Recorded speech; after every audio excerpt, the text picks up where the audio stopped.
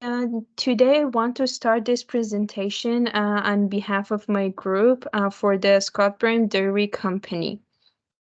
Uh, this this mini case study delves into a scenario involving the Scott Brand Dairy Company they seek to project the aggregate demand for the next 12 months. Our investigation involves assessing whether the company should hire temporary workers or offer overtime hours, all within the company's operation and labor strategy. So this is the problem, and now I'm going to start with the detail of the statement.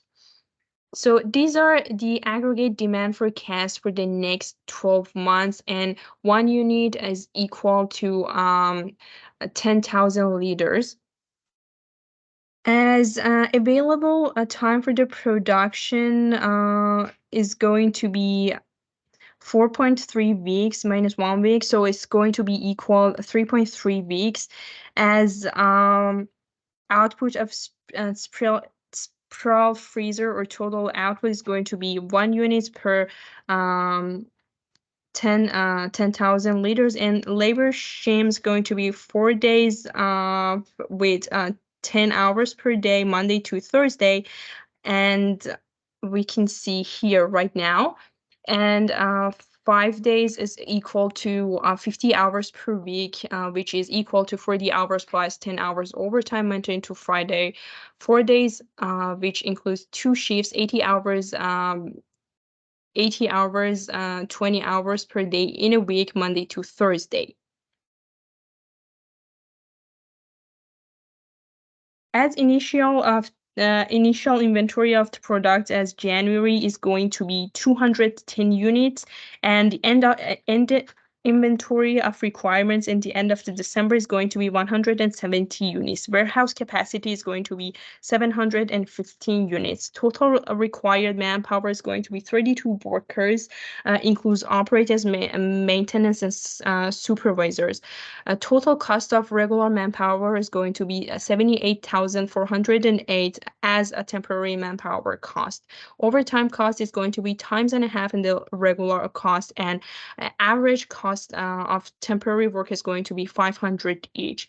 Back order cost going to be 1,000 per units in months. And constraint variables is going to be maximum production 122 units per month, and overtime production is going to be 33 units per month. Now we'll move to the first solution for this case. Correct. The first solution that our team calculated is using temporary employees in our production. And our aim for this forecast is to balance the actual and forecasted inventory each month throughout the year to get an overview of the total cost of the year. So we took regular employees working at 40 hours at 4 regular days per week. Therefore, our strategy that we calculated here is to hire temporary employees as a progressive move each month.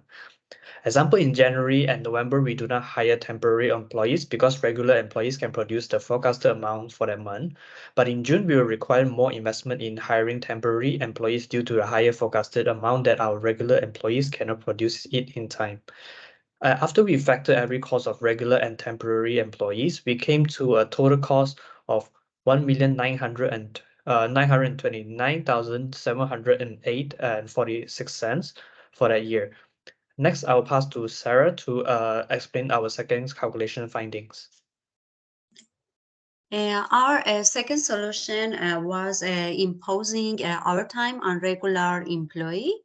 Our team calculated that the second solution can be imposing overtime on regular employee, which is in 5 days for 40 hours normal plus 10 hours overtime. The actual and forecasted inventories are kept in balance for almost every month, and the total cost for this solution would be 1,983,851.78. And the next solution is the third solution that my colleague is going to go with that. Hello everyone. So here we use the solver and we use the hint in the case that's said that we have to use the second shift in May and June, supplemented by the overtime in the several months. And we calculated and we eventually got a total cost of $1,960,284.46.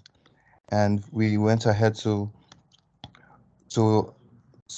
calculate the we went ahead to calculate each considering the hint given in the case, and my colleague is going to take over from me.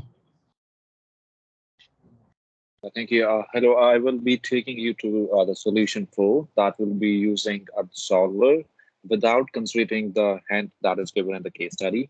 So with the help of the solver, we take into consideration all the material provided in the case study. For example, the forecasted inventory should be equal to the last month inventory. For example, if we want to have 160 in the February, we need to have 160 in the January.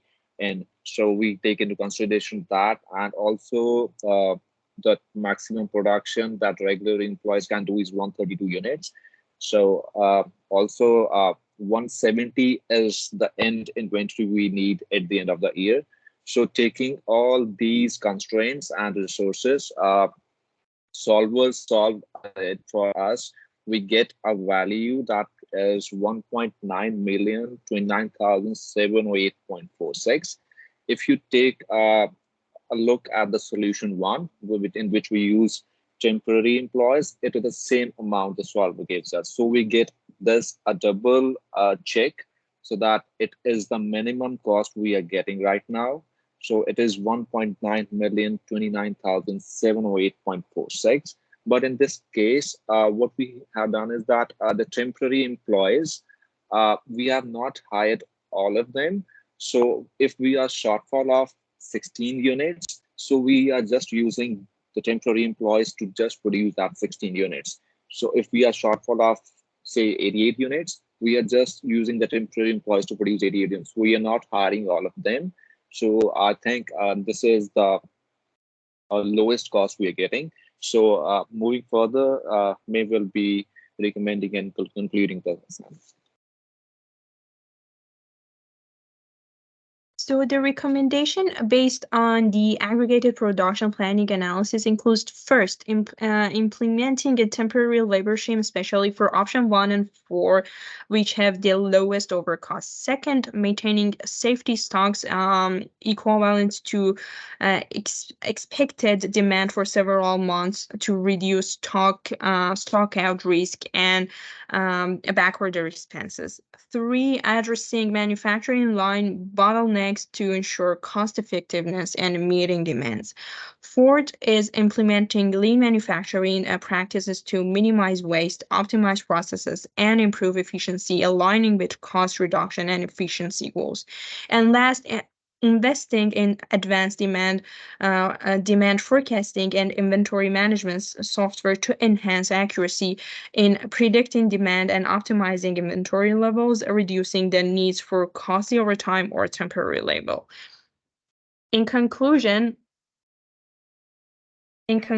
after evaluating various scenarios for aggregate production planning at Scotburn Dairy's Truro, Nova Scotia factory, option 1 and 4 emerged as the most cost-effective, with a total cost of $1,929,708.46. These options involve a combination of temporary and regular employees working 4 hours a week, despite factoring in the recruitment cost for temporary staff. These alternatives proved to be the most economical compared to other labor strategies. Additionally, they allow for the maintenance of reasonable safety stock levels, reducing the risk of costly stockouts or back orders, which incur 1,000 per units per month expense.